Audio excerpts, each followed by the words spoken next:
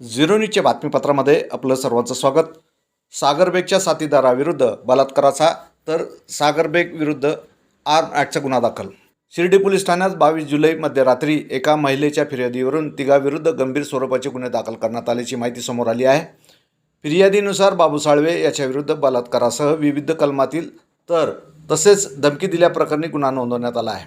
फिर्यादी महिलेने दिलेल्या तक्रारीनुसार ती जानेवारी 2024 मध्ये आपल्या 2 मुलांसह श्रीरामपूर येथे आजीकडे राहण्यासाठी गेली होती. त्यावेळी बाबू साळवे हा तेथे येत जात असल्याचे त्याची ओळख झाली.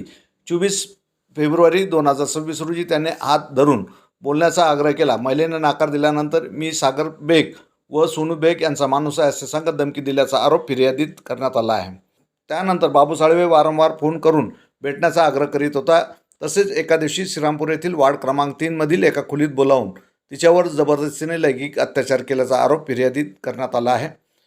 या प्रकरणाचा पुढील तपास शिर्डी पोलीस करत असून संबंधित आरोपाची सत्यता तपासाअंती स्पष्ट होणार आहे.